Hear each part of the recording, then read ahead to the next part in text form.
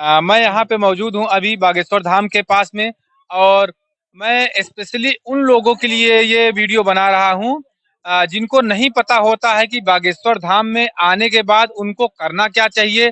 मैं पूरा भाई साहब हैं जो कि गुरुजी के साथ में पढ़े हुए हैं, उनके साथ में शिक्षा ली है और यहाँ की पूरी जानकारी देंगे आपको कि बागेश्वर धाम में जो नए लोग आते हैं उनको क्या-क्या प्रक्रियाएँ करनी चाहिए और कैसे करनी चाहिए? भाई साहब बताएँगे। जैसा कि हमने आपको बताया है कि ये करता है आपके समस्या पे डिपेंड। अगर आपको मनोकामना की है तो आपको लाल कपड़े वाला नारियल लेना है, और अगर शादी की प्रॉब्लम है तो पीले कपड़े वाला नारियल लेना है, और अगर प्रेत बाधा है, रोग है तो आपको काले कपड़े वाला नारियल लेना है। सबसे पहले आपको नारियल लेके मंदिर पहुँचना है, 21 परिक्रमा लगाने, क्योंकि सबसे इम्पोर्टेंट है 21 परिक्रमा लगाना अनिवार्य है। और आपकी जैसी 21 परिक्रमा होगी, आपको मंदिर जाना है, बालाजी के दर्शन करने हैं। दर्शन करने के बाद ही नारियल बाँधना है, क्योंकि अगर आप 21 परिक्रमा नहीं लगा रहे तो उसका कोई महत्व नहीं है। मैंने यहाँ परिक्रमा लगाना 21 पेशी करना और 21 बार आना, क्योंकि अगर आप जितनी ज़्यादा हो सके, जितनी एक तो 2 महीने में, 1 महीने में हो सके, उतनी जल्दी आराम लगेगा। पहली पेशी से जैसे ही आप नारियल बाँधोगे, आपकी रोक लग जाएगी, और दूसरी पेशी से बालाजी महाराज की सन्यासी बाबा की सेना पहुँच जाएगी और आपको आराम लगना 100% चालू हो जाएगा। और आपको जैसे ही आप नारियल बाँधोगे, उसी दिन से आपको लहसुन प्याज़ छोड़ना पड़ेगा। बिल्कुल छोड़ना पड़ेगा। बिल्कुल। मैंने आपको आस्था और विश्वास 2 चीज़ें आपकी डगमगानी नहीं चाहिए। देखिए, आपके मन में जो भाई साहब ने बताया कि आस्था और विश्वास होना चाहिए और आप दृढ़ संकल्पित हों, कि वास्तव में आप अपने मन से ये संकल्प लिए हैं कि हम लहसुन और प्याज़ का प्रयोग नहीं करेंगे, है जी। ना? जी, बिल्कुल नहीं तो करेंगे। वैसा बनना पड़ेगा, मुँह में राम बगल में छुरी ना करिएगा कि आप यहाँ तो कह दिए कि भैया हम लहसुन प्याज़ नहीं खाएँगे, घर पे जाके वही काम कर रहे हैं।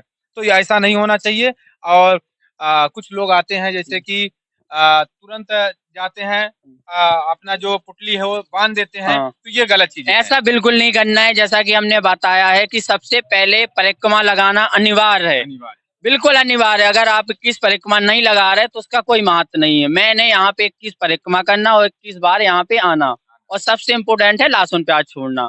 और जैसा कि जैसे रोगी लोग हैं वो नहीं आ पा रहे, उनके परिवार से, उनके नाम से कोई एक लोग पेशी करना चालू कर दे, आराम लगेगा। रोगी को घर पे रहने दें, रोगी को वहाँ आने की कोई ज़रूरत नहीं। जैसे वो आने में सक्षम नहीं है, तो उसके नाम से कोई भी पेशी करना चालू कर दे, 21 बार आना चालू कर दे, लहसुन प्याज़ छोड़ दे, एक लोग नियम मानना चालू कर दे, आराम लगेगा। बिल्कुल, बहुत सही जानकारी भाई साहब ने दिया। अ, अब इस वीडियो के माध्यम से सबको पता चल गया होगा कि भाई आपको यहाँ बागेश्वर धाम आने के बाद करना क्या चाहिए और इसी नियम का पालन आप करें। इसी तरह से आप हमारे चैनल से जुड़े रहिए और भी हम जानकारी आपको देते रहेंगे अपने चैनल के माध्यम से। भाई साहब एक चीज़ की और समस्या होती है कि जब लोग यहाँ आते हैं तो ठहरे कहाँ, रुके कहाँ और कहाँ ये खान-पीन की व्यवस्था है जिनके पास पैसे नहीं हैं वो क्या करें? कम पैसे हैं या कम पैसे में ठहरना चाहते हैं, ज़्यादा पैसे हैं तो वीआईपी व्यवस्था देखते हैं। तो ये ऐसी समस्याएँ लोगों के सामने आती हैं। अगर आप लोग वीआईपी लोग हो तो देखो, वीआईपी के लिए तो फिर खजुराहो है, 5 स्टार एसी रूम है, छतरपुर में है। और अगर आप नॉर्मली आदमी हो, क्योंकि अगर आप कहीं पे भी जा रहे हैं थोड़ी-मोड़ी कष्ट उठाना चाहिए, क्योंकि अगर भगवान के घर जा रहे हैं तो आप ये मत सोचो कि हमें कष्ट हो रहा है, क्योंकि भगवान भी परीक्षा लेता है, आपको बताएँ। हम लोग यहाँ रुकने की, खाने की, पीने की, नहाने की फुल व्यवस्था करते हैं। ₹100 में बढ़िया गद्दा मिलता है, रज़ाई मिलती है, और चाय की व्यवस्था, नहाने के ₹10 लगते हैं, आराम से आप लोग नहा सकते हो। लैट्रिन बाथरूम की व्यवस्था है, अगर आपको खुले में आदत नहीं है, तो लैट्रिन बाथरूम है तो उसके ₹30 एक्स्ट्रा और लगते हैं, वरना खुले मैदान डला है तो उसमें आराम से खुले में भी जा सकते हो। अच्छा चलिए ठीक है मैं दिखाता हूँ। अ, नहाने की ये और भी। नहाने की व्यवस्था इनके यहाँ की मैं दिखाता हूँ। किस तरह से लोग नहाते हैं यहाँ पर।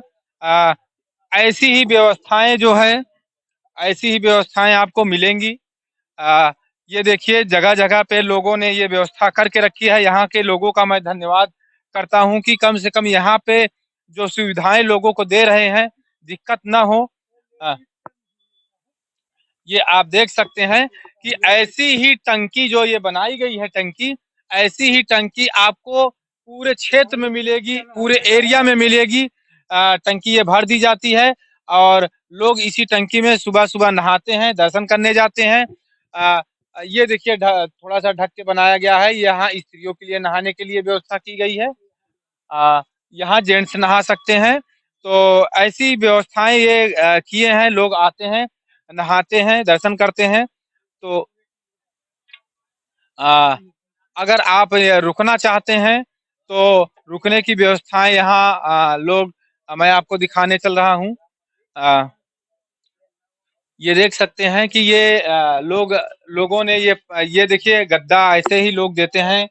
एक एक गद्दे पे एक व्यक्ति का जो है एक व्यक्ति सो सकता है, खूब आराम से सो सकता है, बढ़िया से सो सकता है।